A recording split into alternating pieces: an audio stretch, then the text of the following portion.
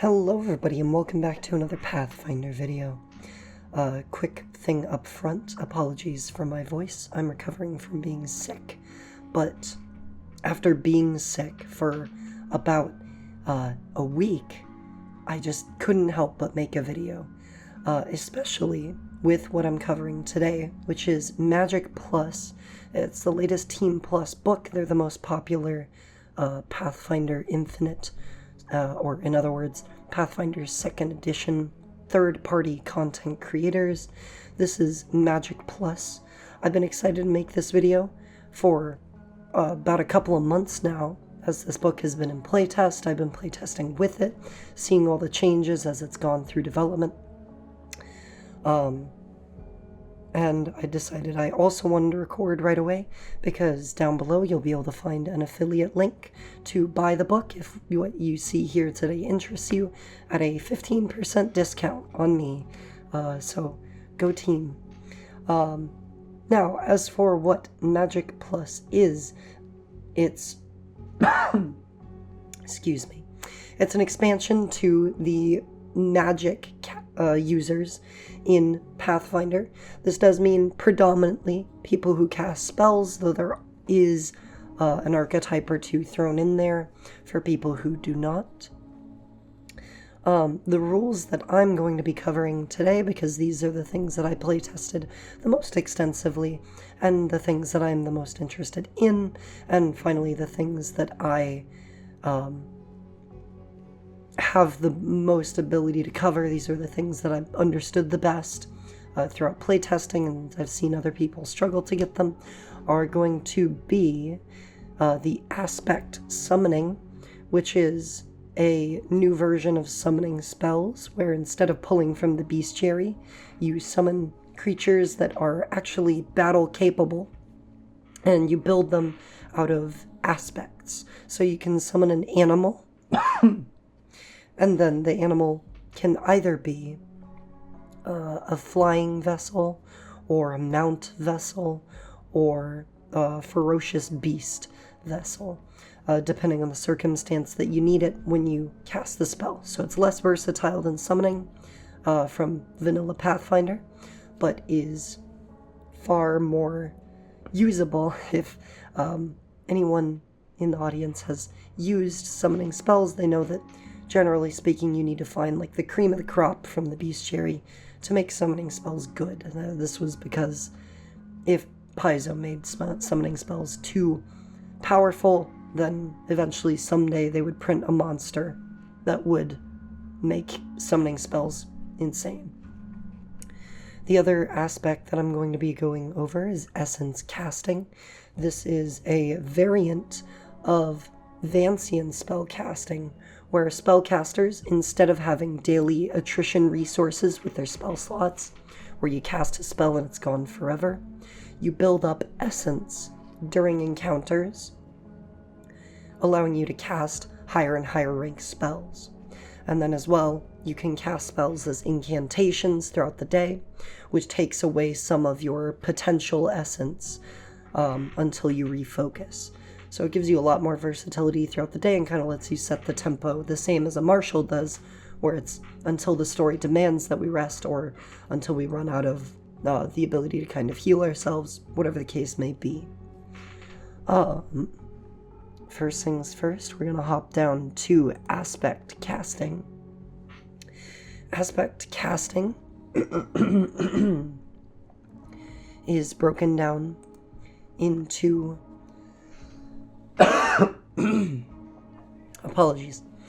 is broken down into a couple of different sections. The first thing here is the aspect summoning rules. It specifies that this is a variant to summoning system. You can have them coexist in your game, or you can tie aspect summoning to the aspect caller archetype, which is a spellcasting class archetype that focuses in on summoning spells, and these rules here apply to all summoned aspects. Whenever you summon a large creature, it gains a reach of 10 feet. Huge creatures have a reach of 15, and gargantuan creatures have a reach of 20. And as well, because as the rank of spell you cast goes up, it allows you to summon larger and larger creatures. If you summon creatures sizes smaller than the maximum, then you increase their speed, their land speed, by 10 feet per size that they go down. So, down here in the heightened, these are heightened effects that all aspect summon spells get. At 3rd rank, they all get a 2nd weapon damage die and increase their hit points per rank by 4. And they can be 1 size category larger. So they can turn large if they were medium, or you can keep them at medium and they're 10 feet faster. So there's the kind of trade-off. At 7th rank, they get a 3rd weapon damage die, increase their hit points per rank by 8 instead of 4, and they can be 2 size categories larger. And then at 10th rank, they get a 4th weapon damage die and 12 hit points per rank and can be 3 sizes larger. Now, these hit points per rank here are additional to the base number of hit points that they have, and that's all detailed down here in the summoned trait.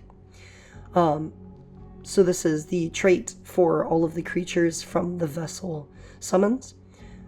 They have 8 hit points per rank, and then, as listed before, at 3rd, 7th, and 10th rank, they gain an additional 4, 8, and 12 hit points per rank, for a final total on most summon spells of 20 hit points per rank.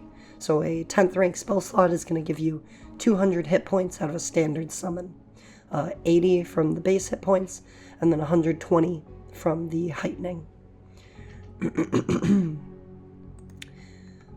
They have their statistics based off of your spell or ability DC, or your spell DC. So all of their statistics that are DCs, so ACs and spell or ability DCs, are equal to your spell DC minus 2. So essentially a progression track behind.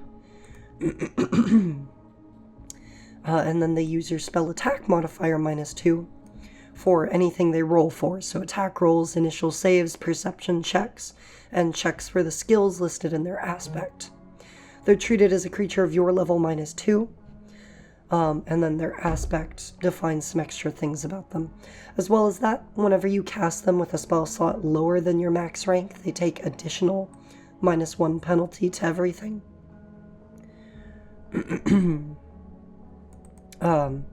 This is so that you can't just be tossing out like 1st rank spell slots and they have their full bonuses. Even though they would only have like a few hit points, you could get some very dangerous strikes out, or like grapples and things like that. And then finally, whenever you cast a summoned spell, they get 2 actions for the turn, and then when you sustain the effect, they gain another 2. Or you can spend 2 actions to sustain the effect, to give them 3 actions. So it's kind of giving you that versatility that some more like animal companion focused or like minion focused archetypes would have, which is very useful if it's the main sort of thing you want to do. Finally, some aspects have reactions. As part of your sustain, you can give your summoned creature your reaction, and then they can use it for their reactions, even though they can't normally get it because they're minions. And then finally, whenever your creature is reduced to 0 hit points, or the spell ends, they're banished. They disappear. They have a collection here of common aspect abilities. For example, casters, you can select 2 spells of your choice from the listed spells, at least 2 ranks below the rank of the spell, and each spell must be from a different rank, and then the aspect can cast each spell once. Or if you select a cantrip, the cantrip's DC is reduced by 2, but it can be cast at will. They have other things in here like Flyer, Mindless, Mounted Combatant. Sourced is a very fun one. If you cast the spell with a suitable source of the listed type within 30 feet of you, and in enough quantity to create the creature, you can choose to summon it in the space of the source or adjacent to it. And then the source returns to its normal state at the end, may be broken or destroyed. Specifically, what this means is normally these summon spells all have to appear adjacent to you, but if you were to cast animated armor, you could target a set of armor within 30 feet of you and summon it over there instead. So you could kind of like animate armor that's standing behind someone taken by surprise. It's a lot of fun. Now, the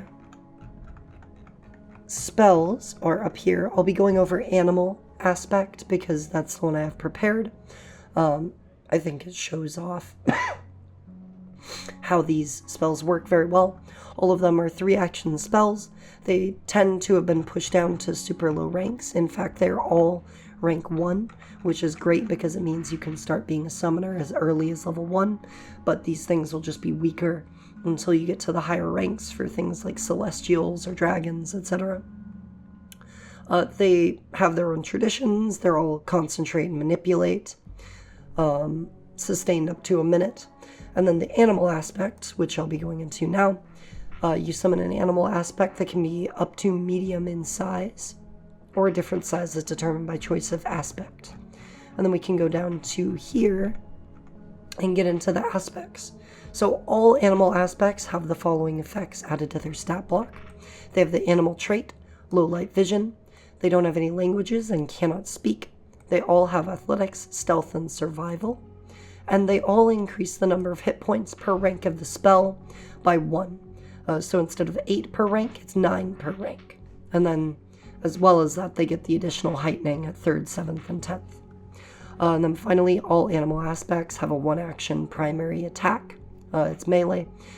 It does a d8 of damage plus twice the rank of the spell in your choice of bludgeoning, piercing, or slashing when you cast the spell.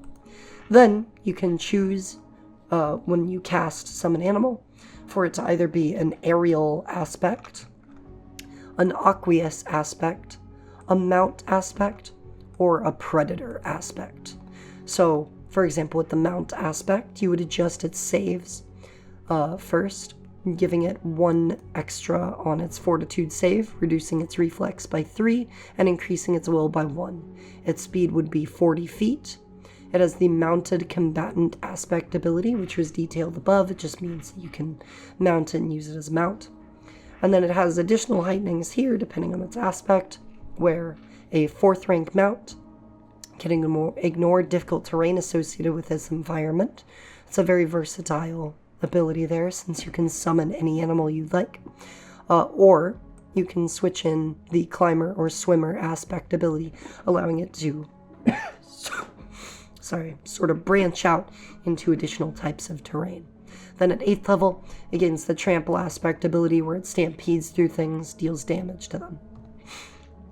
The predator aspect is what I'm going to hone in on here, because it's what I have an example for in Foundry.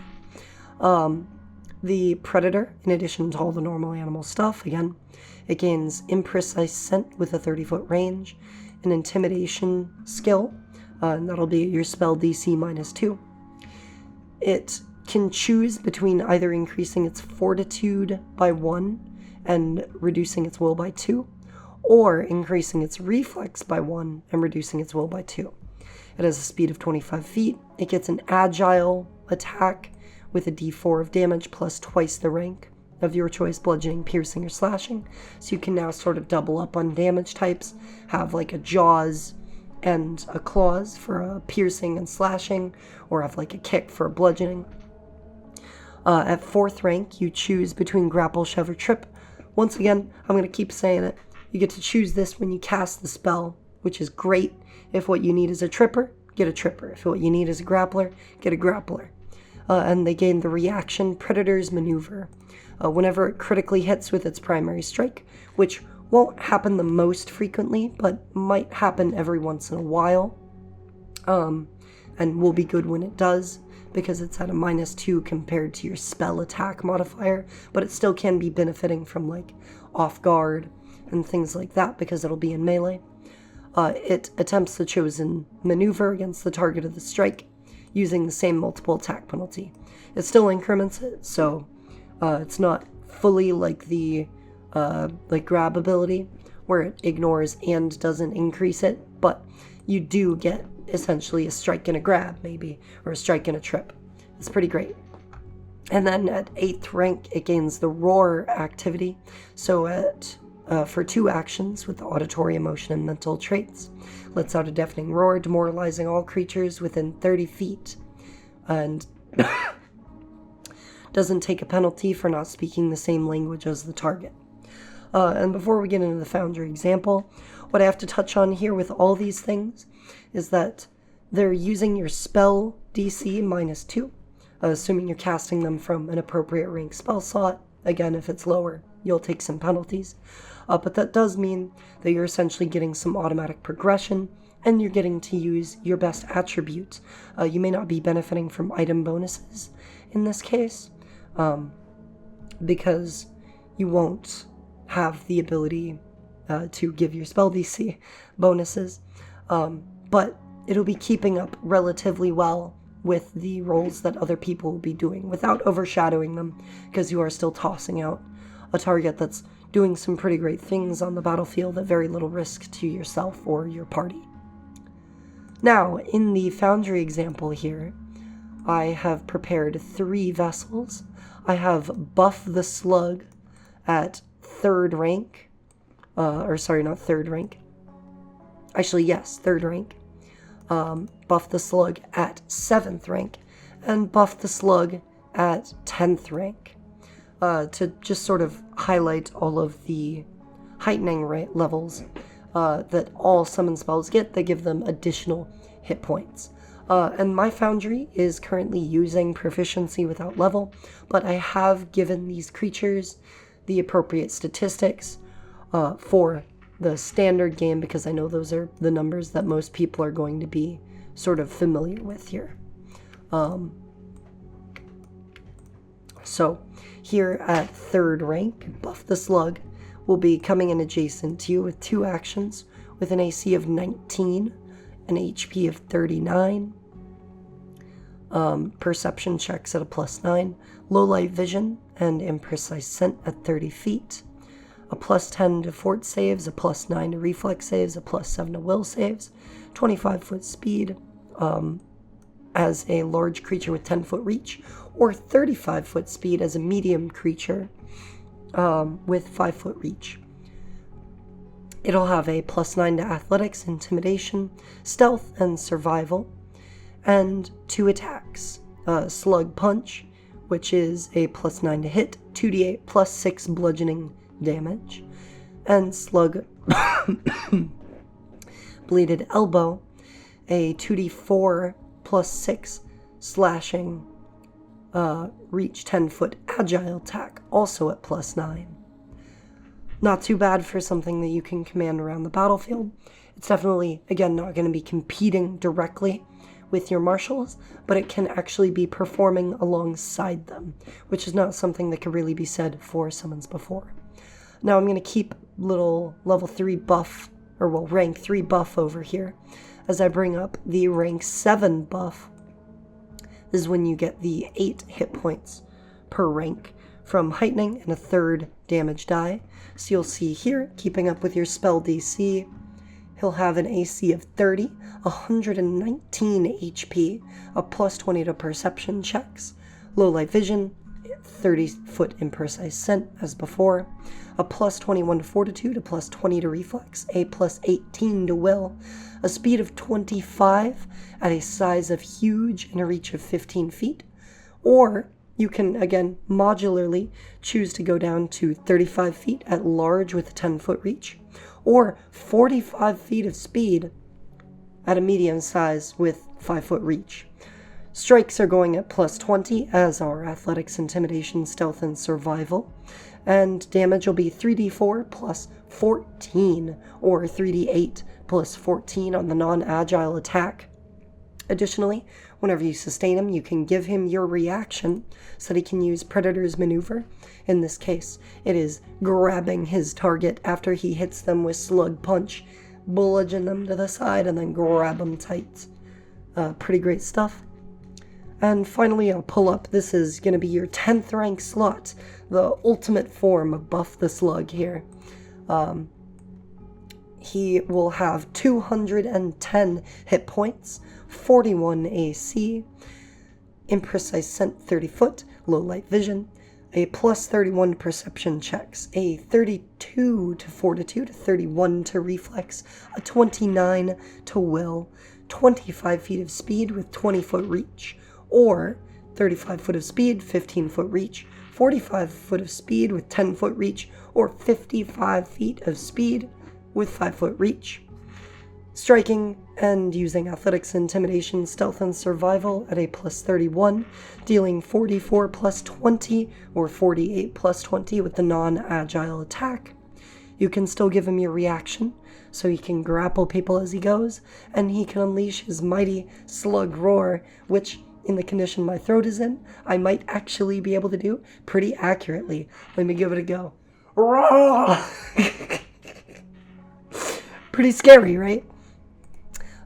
That's a lot of fun, and as I have tried to sort of emphasize here as well, by showing off Buff the Slugg at all of his iterations, this is called out specifically in the book, but you can hone in on summons that you are in love with. You can have a character that you keep bringing back. You could even maybe tie it into your backstory. You're summoning a lost aspect of a family member, or maybe you're even summoning their soul themselves from the boneyard to fight alongside you, and they're not ready to go yet. There's a lot you can do with this, and it's one of my favorite parts of this book. I hope that comes through, even through my sickness, and how excited I am to show off these abilities. I'm also going to toss on proficiency without level, just to show you real quick what their statistics would be in that rule set, in case you're more familiar with it, because I know I am. Take a quick look there. Not too shabby. Now, let me switch back on over to the book here. With aspect summoning, the full array you have access to is animals. Whoops. Let me scroll down here.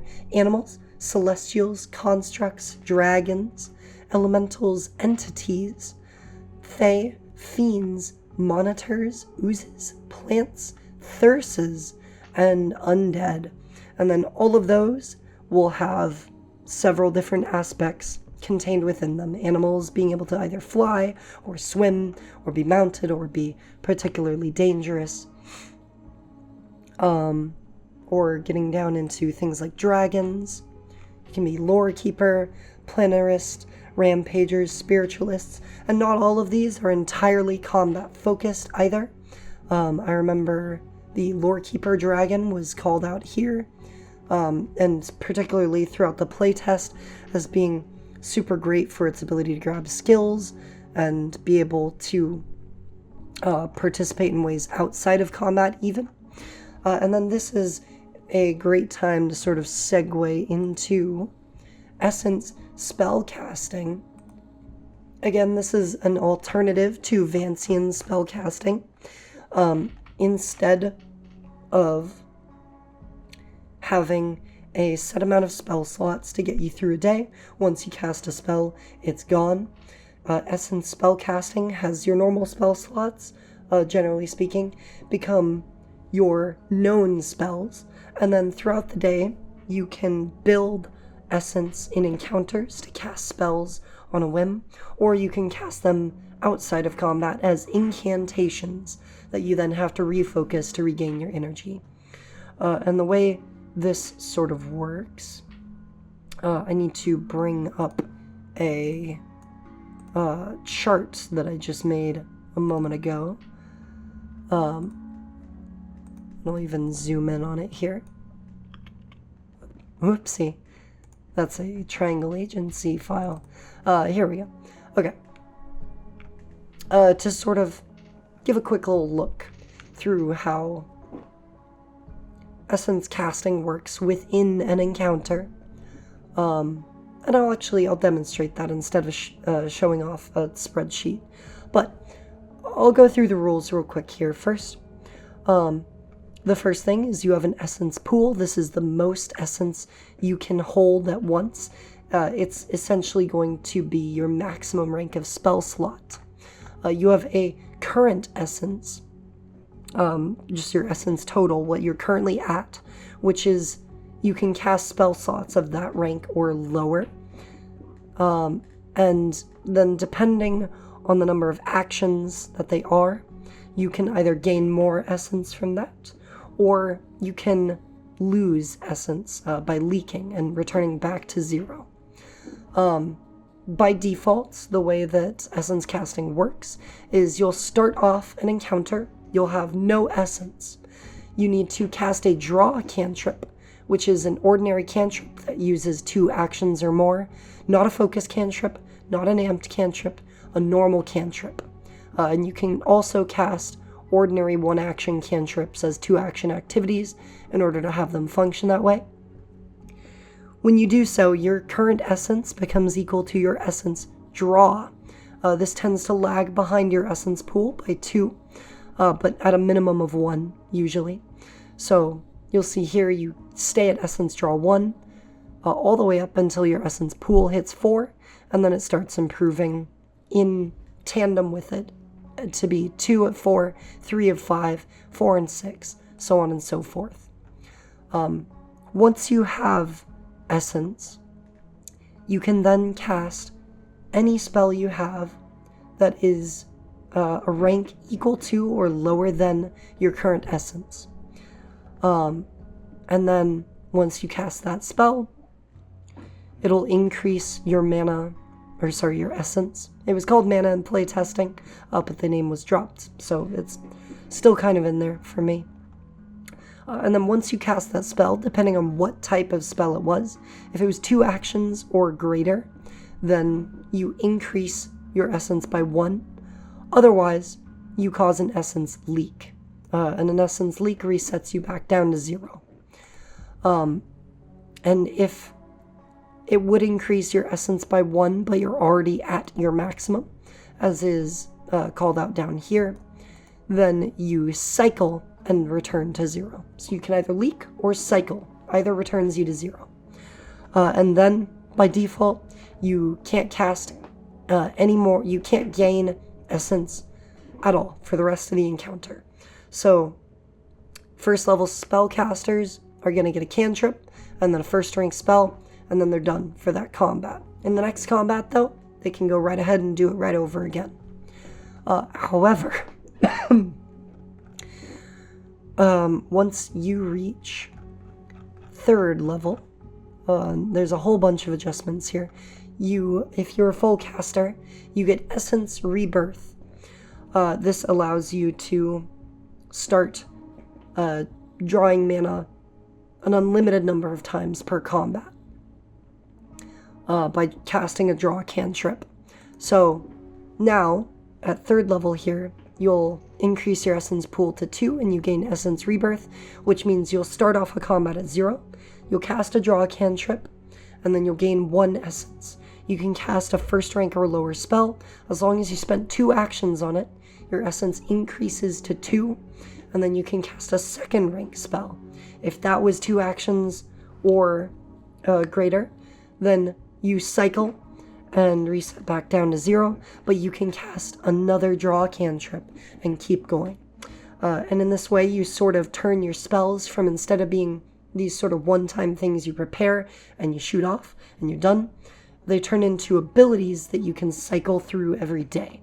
And I know that there are some build crafting advice sections in this book, but my advice is mainly just try to have versatility within your tools, where every turn you'll have a spell that you want to be casting to progress yourself further.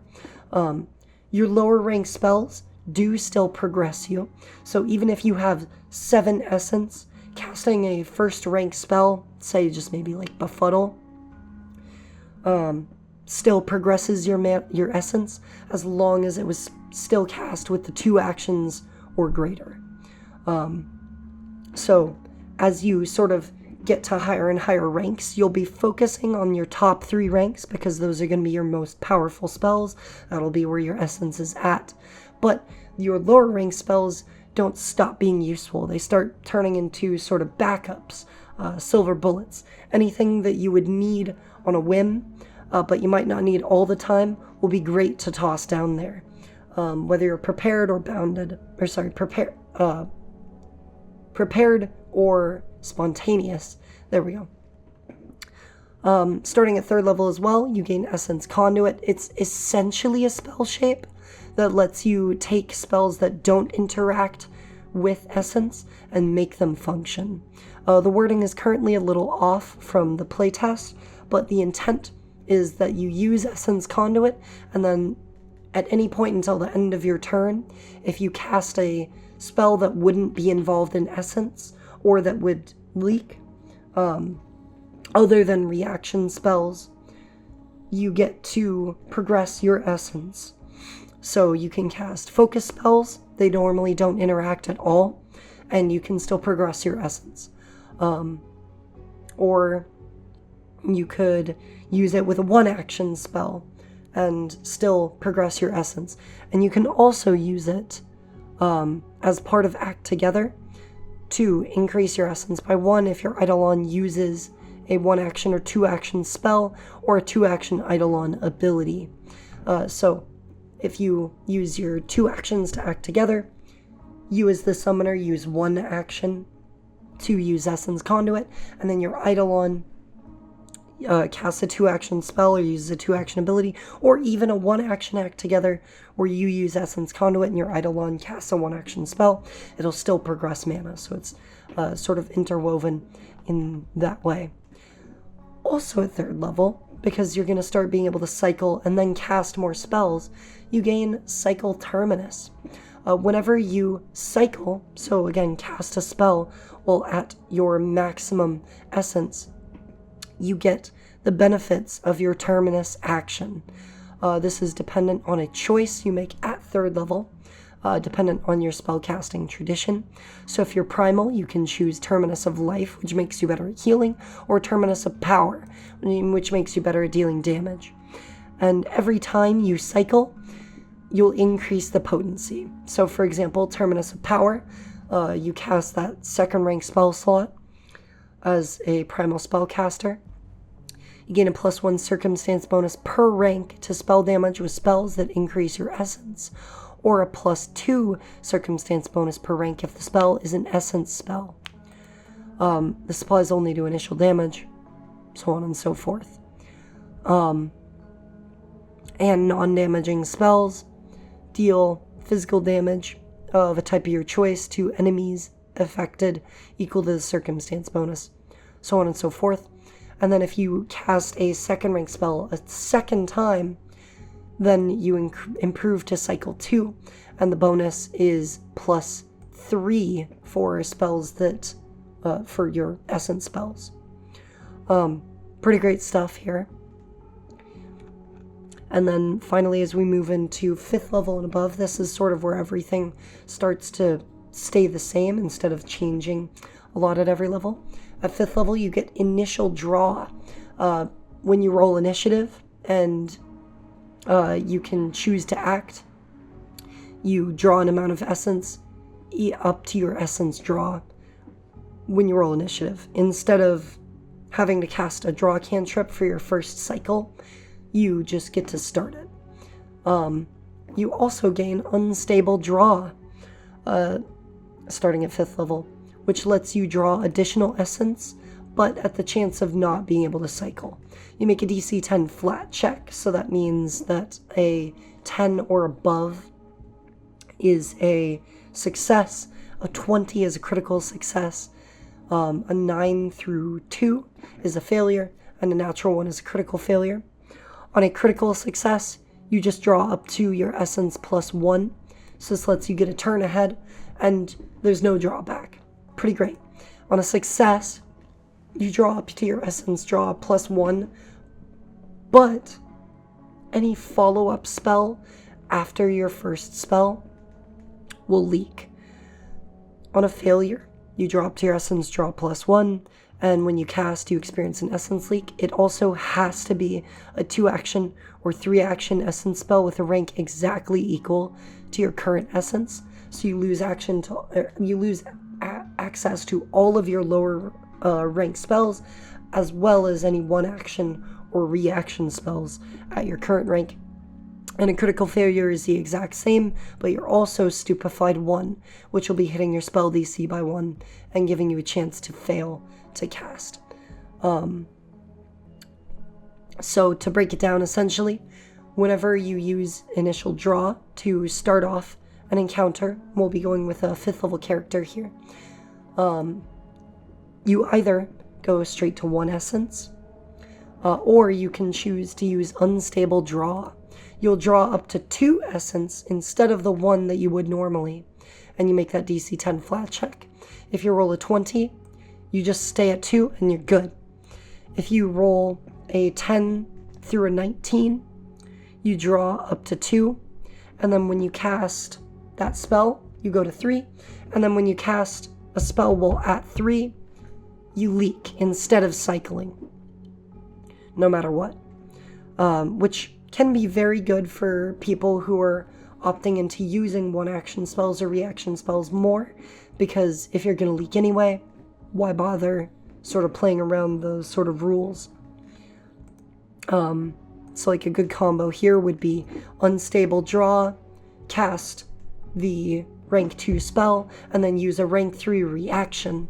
You'll leak right back down, and then on your next turn, you can cast a draw cantrip, and you can choose to make it an unstable draw again, drawing up to rank 2, and then on the next turn, you can cast a rank 2 spell, and then a rank 3 reaction, so on and so forth.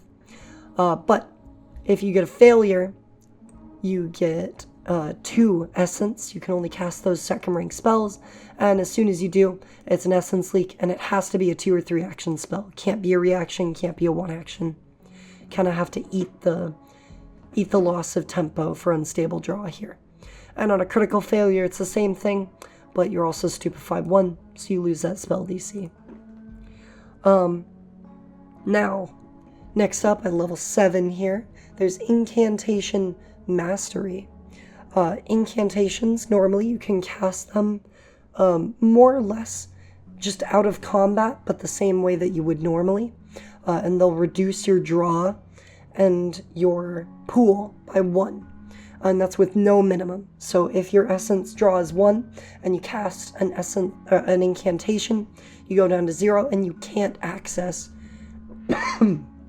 your essence spells at all until you refocus, which ends the effects of the spell and resets. But here at 7th level, this is the first time that your draw is above 1, so now you can cast incantation and still be able to cast spells. So it also gives you some additional benefits here. Starting at 7th level, when you use an incantation for a spell of a lower rank than your current essence draw, so at 7th level here, your draw is 2, so this would only be for 1st rank spells. You can increase its casting time to a minute. If you do, and the spell doesn't have a duration, then after you cast it, you don't reduce your essence draw or essence pool. So it's a great way to get some instantaneous spell effects without needing to refocus. You just cast them as a minute, or the normal casting time if it's greater. Then you also gain Terminus of Renewal, which lets you, if you have cast an incantation and you get into a scuffle, this is a way to get your essence back in the middle of an encounter. As a free action when you complete an essence cycle, so we'll say here you've used 1 incantation. This reduces your draw from 2 to 1 and your pool from 4 to 3. As soon as you cast that 3rd rank spell, you can dismiss any number of active incantations, then regain any reduced essence draw and essence pool from incantations that have ended or had no duration. Finally, all the way at 19th level, we're skipping all the way ahead, because the rest of the ranks are just sort of upgrading your pool and your draw. You get Terminus of Ultima. This is how you get your 10th rank slots. 10th rank slots can't be cast out of combat. You can only cast them with Terminus of Ultima. Outside of a single 10th rank long incantation per day. Takes 3 hours. And I'll go back up and touch up on long incantations as a whole in a second here. And Terminus of Ultima is when you complete an essence cycle at 9 essence, and you've previously completed another essence cycle this encounter, so it's pretty hard to hit here. You have to cast a 7, 8, 9 cantrip, 7, 8, 9, and then you get this Terminus of Ultima.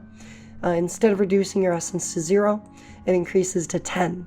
So on your next turn, you can cast a 10th rank spell, and your essence is reduced to 0 without completing an additional essence cycle. So you don't get to kind of double dip on those termini. Skipping back up to incantations, because I kind of skipped over them earlier to kind of get into the main rules, the combat rules. Incantations are the ways that you use your spells outside of encounters. Reactions are reactions. Other spells are either 20 seconds or the spell's normal casting time. This is meant to sort of be like, you can cast them as needed, but not in an encounter, as it sort of specifies here. At the end of the incantation, you cast it with a rank up to your current essence pool, without needing essence to do so. But it reduces your drawn pool by 1. If it would reduce it to 0, you can't draw essence or cast essence spells.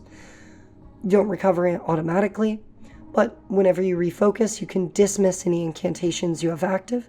Then you regain any reduced essence drawn essence pool from incantations that have ended or had no duration to begin with. Long incantations take an hour, or the spell's normal casting time, whichever's longer. Comes with none of the drawbacks of a normal incantation, but its effects end the next time you use any incantation. Finally, this is to do with sort of durations and temporary immunity. This is applicable to all the essence spells. All essence spells end as soon as the encounter ends. So if you have a summon, poof, it's gone as soon as the encounter is over. All your essence spells that counteract effects, reduce or remove conditions or afflictions, and so on, grant immunity to their target for a day after you cast them, so you can't just spam them over and over. It's only for the spell from you. So other people can cast the same spell, or you can cast a different spell, so on and so forth. If incantations create permanent objects, the object disappears after casting a long incantation, or recovering your essence drawn essence pool, no matter if it had a duration or not. If you substitute a spell into your spells, like with Wizard Spell Sub, you can't use it with an incantation for an hour. Sort of puts a cooldown on that, so you can't just be swapping stuff and using it super freely. And if there's ever an instance where casting a spell would damage an enemy, an encounter would begin as a result of casting a spell, or individual actions would matter, you should probably be using initiative instead of incantations. Subject to DM discretion, this is sort of a catch-all for, like, if your GM gives you a circumstance where you can get a free spell off before enemies are able to react, you should probably still handle that in initiative using essence instead of incantations, because it might unduly punish the player. Now, as we get down further, there are some examples of other ways that you can use essence casting for things that don't mix. So like Blood Rager's Siphon Magic has a rule, Staff Nexus has a rule, 2-round castings, Quicken Spell has a variant, Wellspring Mage is usable, and there are some alternate rules for bounded spellcasters, because bounded spellcasters would usually only get 4 spells total throughout a day. They have some different restrictions. It hits their tempo a little harder.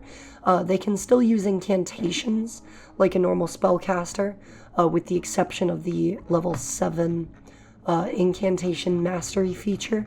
So they gain a lot in their ability to use spells out of combat throughout a day. But essence spellcasters always reduce their essence back to 0 whenever they cast a spell, no matter what. It still counts whether it leaked or not, but because that's important to track, but it always goes back to 0 after casting a spell.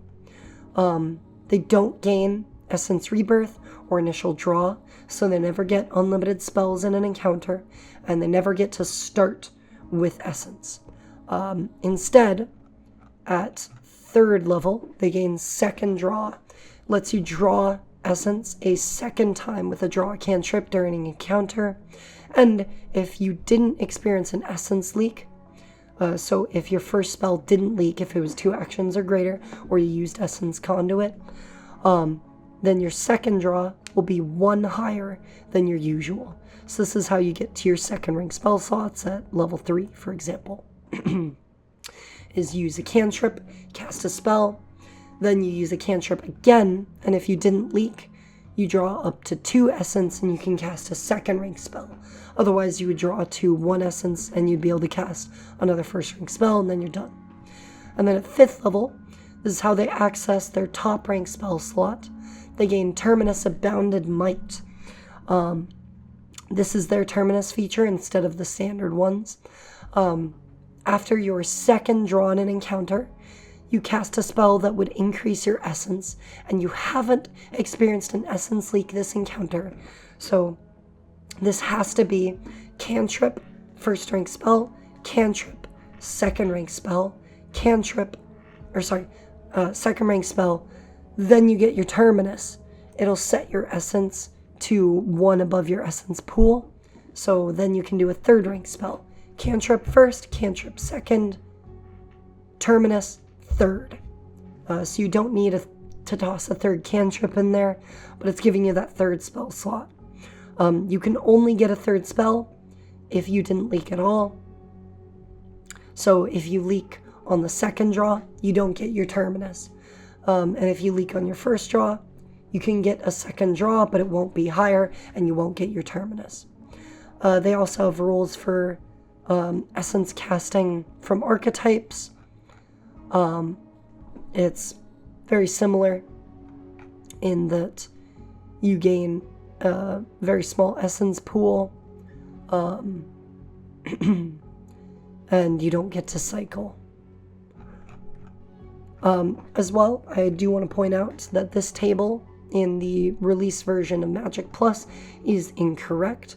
I have the one from the playtest here, and this completely overrides the normal number of spell slots that a bounded caster gets, no matter what your class is. So Magus, Summoner, any of the class archetypes that Team Plus has released before that use bounded spell casting, you will know a single spell at 1st level, 2 first rank spells at 2nd level, 2 first rank spells and a 3rd rank spell at 2nd, 2 of each at 4th level, and that's when you also gain your 5th cantrip. You start off with 4, and then at 5th level you gain your first 3rd level spell slot, which you have to cast using Terminus Abounded Might, and that just cascades its way up through the spell casting. And you never gain a 10th rank spell slot, unless that was a unfixed error from the playtest. I'm not entirely certain on that front, but I do believe it may be intended to stay at 9th rank. Consult the PDF after it gets its update. Finally, and I wanted to go over essence spellcasting before I touched on this, because it does include some stuff that includes essence, the aspect color archetype, which is the archetype that focuses in on casting those summon spells. You can use it with or without essence here, but it does have the essence summoner feat, which I will pull up real quick before we get into anything, just so that you can see what that is. There we go. It's a level 6 feat. You need to be able to cast at least 1 summon spell with essence.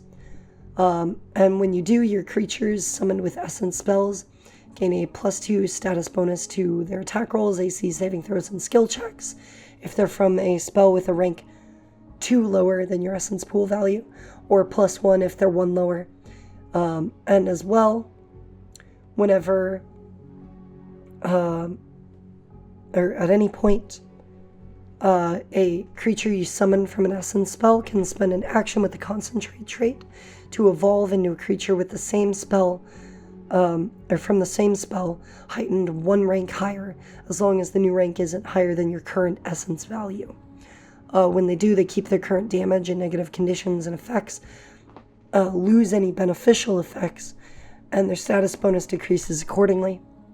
So essentially all of this is to say that it lets you cast a spell at the lowest rank of your essence, and then as they spend actions evolving themselves upwards as you progress your mana or your essence, they can keep up with as if you cast them at max rank. So they can keep their statistics up. So it lets you progress them through a combat the same way you would progress your spells normally.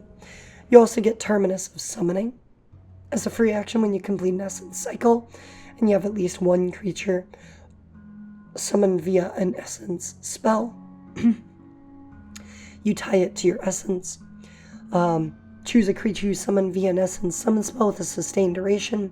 When you cast a spell that increases your essence, you can sustain it as a free action.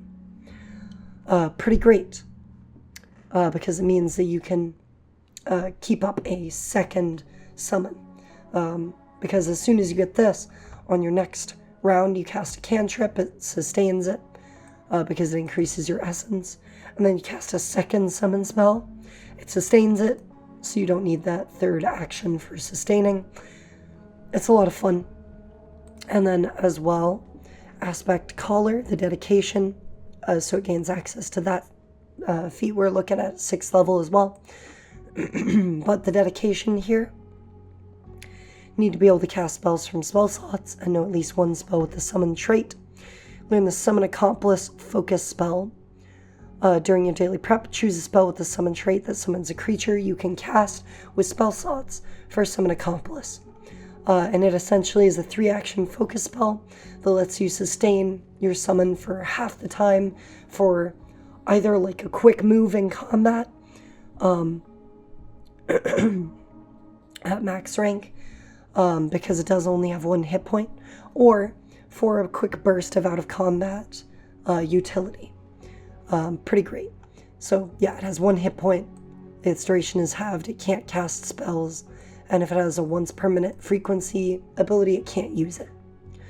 At 4th level, you can grab Cyclical Summoning as a reaction when your summon would be banished from being reduced to 0, and you could cast a summon spell, cast a new one, and a summon appears in the space of the disappeared summon. Doesn't gain any actions from that, but it's a pretty great way for essence spellcasters, or any spellcaster really, to sort of keep summons going or even switch them out. It's like, oh, you'll strike down my bear, I will bring forth a construct or a dragon in its place. A lot of fun. Running Summon is another feat. As an action, stride and sustain a summon. Great way to keep your mobility up as you're going. Aspect Adept, I believe is obsolete. It was written for a previous version of aspects that didn't allow you to choose the aspect when you summon the spell. But now you can do that freely. Master of Many, when you spend 3 actions to cast a spell with a summon trait, you sustain 1 summon spell you have active. If you're at least 12th level, you can sustain up to 2, and if you're at least 18th level, you can sustain up to 3. But when you sustain creatures this way, they only gain a single action. But still, that is a level 6 feat that lets you, over the course of the game, have up to 4 summons out at once, and they're all combat capable. It's a lot of fun. Multidisciplinary Summoning at 6th rank lets you select a tradition from the list below. Gain access to a single summon spell from that tradition spell list as if it were a spell of your tradition. So you can grab some summoning spells from off list. And you can grab it a second time to pick the other tradition. Another 6th level feat is Morph Summon. Once per minute as a 2-action activity, when you have a spell with the summon trait active that could have summoned another creature, you sustain the spell and then change the summoned creature to another creature the spell could have summoned. So you can switch, for example, one type of dragon to another, one type of animal to another. Or, this does work with the vanilla summons. You could do, for example, any bestiary animal to any other bestiary animal, as long as you still meet the rank requirements or level requirements. Eidolon's Brethren at 8th rank, or 8th level. You need to know at least one aspect summon spell is a summoner spell. So this is exclusive to summoners or summoner archetypes. You can target your aspect summons with summoner spells that would normally target an Eidolon, so boost Eidolon, etc. And you do not apply the cumulative penalty for using an aspect summon spell below your maximum rank. So summoners at 8th level grab this feat, and the only concern about casting lower rank spell slot summons is that they'll have less hit points and less damage, but they don't take those penalties to their rolls and their AC and such. At 8th level, once per day as a free action, you can cast an aspect summon spell and merge 2 aspects into one, gaining the effects of both. Messenger Accomplice. When you cast Summon Accomplice, so your sort of utility guy, you can summon a pest aspect, a special animal aspect that extends the duration to 10 minutes and reduces the hit points by half, which seems negligible since it's already 1. When you do so, the spell does not need to be sustained or remain in effect, though you still need to sustain it to give it actions. It will not fight, but you can have it perform small tasks, like fetching, spying, delivering. So that's a lot of fun. You get an even weaker thing, but it lasts 10 minutes and you don't need to sustain it. Aspect Sage. Once per day as a free action. If your next action is to cast an aspect summon spell, choose a single common aspect ability to grant it would not normally have. And that's from the list of those various things, like maybe you want to give your dragon the ability to swim, or the ability to be mounted. Omnidisciplinary Summoning at level 12 lets you select a summon spell from any tradition and gain access to it. Good way to get another summon spell. Companion Aspect at level 14 is a free action when you have a familiar or animal companion. When you cast a summon spell, you can target your familiar animal companion, and the summon emerges from its space, has its senses, special abilities, and actions in addition to its normal ones. If the spell ends or is dismissed, the companion returns to the space the summon last occupied. If the summon is banished or destroyed, your companion returns to the space the summon last occupied at 0 HP with the unconscious condition. So in this case, you would want to get rid of the summon before it's destroyed, because otherwise your familiar or animal companion will bear the brunt of the injuries it sustained. Chimerize Aspects at 16th level allows you to fuse 3 aspects of the same summon spell when you use fuse aspects, so still once per day, or fuse 2 aspects from different aspect summon spells rather than just one. So you can grab 2 aspects onto one spell, which can get pretty crazy to sort of work out what that will look like, morphing maybe like a dragon onto a shark, but, you know, go crazy for it. And then at level 20, there's the Colossal Summon free action once per day. If your next action is to cast a summon spell of 10th rank with the summon trait that summons a creature, gains the listed abilities in addition to the ones it already possessed. It takes up a 6x6 area and is 100 feet tall. All of its speeds are 20 feet greater. it gains trample or increases its trample weapon die size by 1. Gains a once per minute 2-action Earth Shatterer ability, which produces the effects of Earthquake. And it has Megalophobia as an aura, 100-foot aura. All creatures that enter or begin their turns within the emanations must succeed at a will save or become frightened 2, frightened 3, and fleeing on a critical failure. Creatures frightened by the ability treat all squares in the area as difficult terrain, and regardless of the result, creatures are then temporarily immune for an hour. I'm unsure if it's intentional that this is all creatures and not just your enemies, so it like freaks out your party and yourself. But I do think that that's a fun thing, whether or not it's intentional. Summoners also gain a few specific feats. They gain the Essence Summoner feat, which we looked at before. Eidolon's Brethren, which is right up here, the one that's part of the Aspect Caller dedication. And they gain Aspect Sage, which is up here as well, though once per day. Choose a common aspect ability to grant once per day. They can take all of those, as well as Aspect Seer and Refract Eidolon's Aspect freely. Aspect Seer is a level 1 feat that lets you learn all aspects of a summon spell that share a trait with your Eidolon. This appears to be...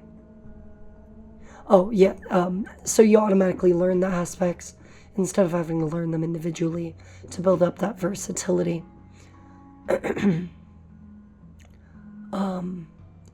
And you can select aspects for a summon spell that do not share your Eidolon's traits if they would be related or connected to your Eidolon in another way.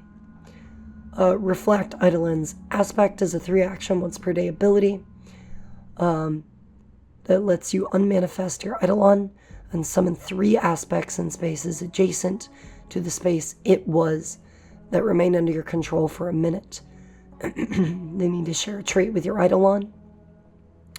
And as they all are aspects of your Eidolon, you're sort of splintering it out into 3.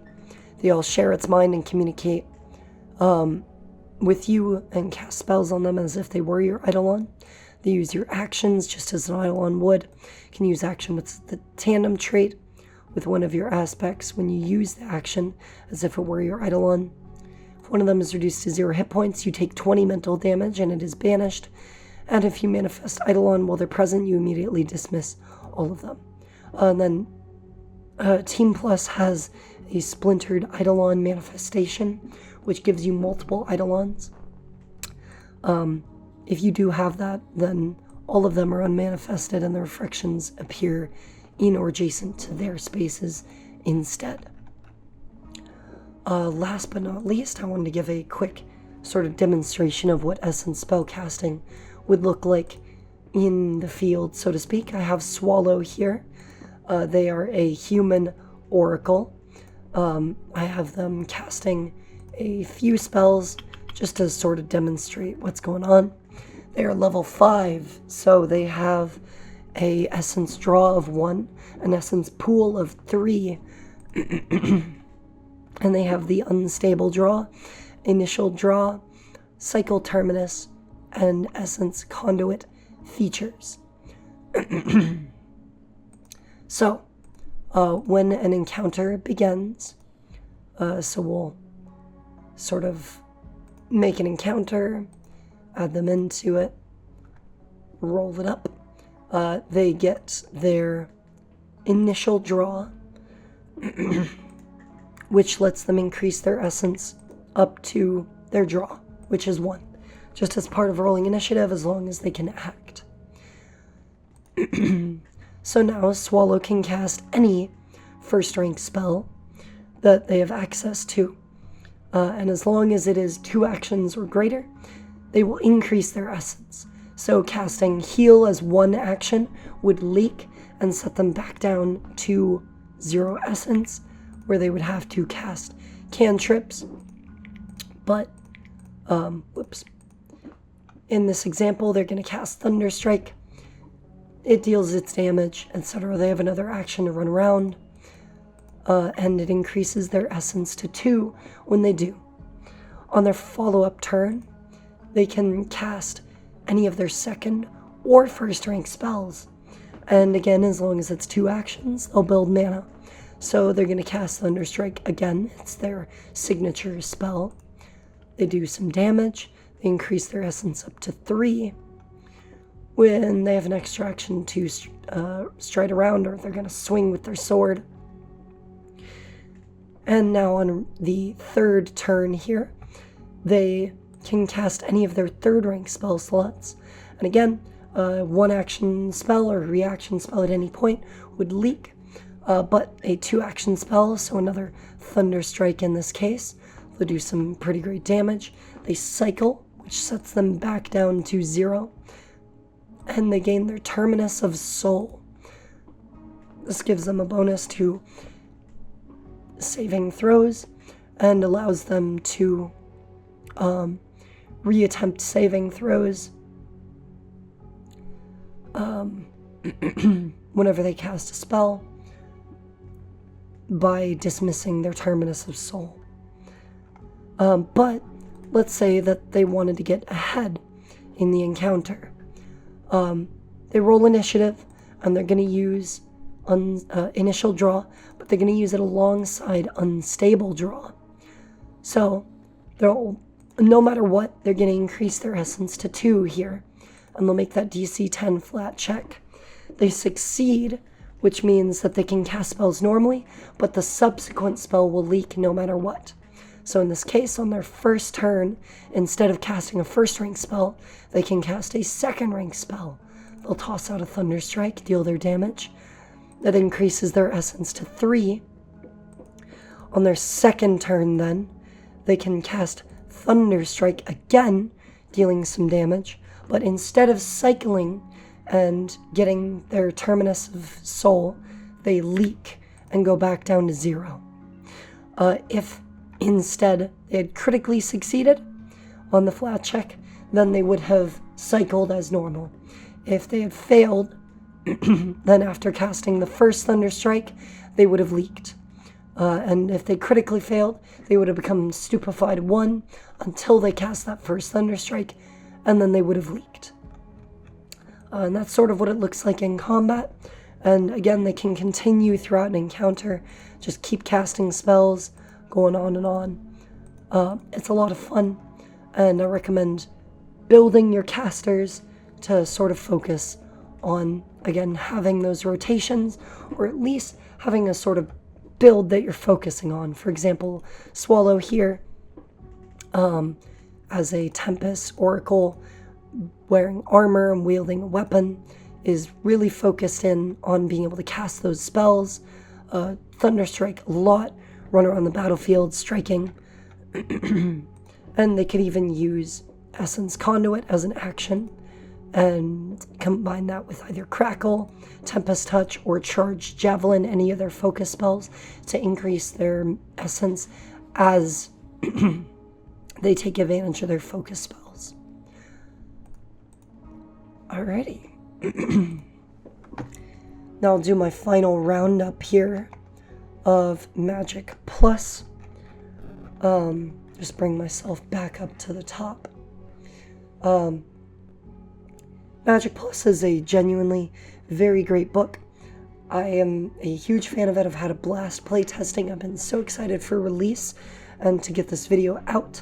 It's good not only for players, but for GMs, because you can use a lot of the things in this book when designing encounters. You can have monsters that have more potent abilities to move around the battlefield, but then in turn use essence casting to sort of set a tempo on the fight, building up to big attacks. You can use summons and forms, because did I mention the summon spells are also used as a template for form spells, so you can shapeshift into a whole variety of things that scale with your level instead of scaling on rank and having like weird awkward stuff or not scaling past a certain point. It's great. There are new spells. There are dynamic spells that use variable actions, 1 to 3. Eldritch Wicketeer gives you the ability to give up spell slots to open up domains wherein your specialty, maybe you're an illusionist, maybe you're a fire magic user, is stronger than other casters. There's the Hamathurge that uses blood to fuel their magic and can cause enemies to bleed. There's Mystic Duo, where 2 people pair up to sort of make each other stronger magically. Umbral Sculptor, where you wield your shadow as a weapon. The Archmage Mythic Destiny, where you're really great at countering spells and using magic and you invent your own spell. There are power rings that let you increase your potency with cantrips. There are scepters that give you versatility in your spells. New spells just overall. There's the whole aspect section with morphing and summoning. There's essence casting. It's an amazing book. I'm a big fan of it. There are certainly changes that you can make at your table depending on how you play to make things more appropriate. But through playtesting, I've seen that what's here is great. It's solid. It's received a lot of playtesting throughout the playtesting period. I would go as far as to say, I don't have solid numbers, but as many as triple digits of individual sessions have been run by the playtesting community that we have here, and feedback has been incorporated into the finished product. It's 81 pages of great stuff. It's $20 on Pathfinder Infinite, 15% off with the affiliate code down below. Leave a comment about what you thought about it, or what you're most excited for, or just what you got the book for, what excited you about it, the stories that it's able to tell for you, because you don't need to be going back and resting. You can give up Vancian and start viewing spells as abilities instead of these sort of daily resources. It's great stuff. And I think that's it for me. Thank you all for watching. Leave a like if you liked the video. Subscribe if you would like to see more. And leave a comment down below if you have any thoughts. Everything really helps the channel out. Thank you all so much for watching, though. That's the biggest thing I could ever ask for, is your time and your attention. I'll see you in the next one. See ya. See ya.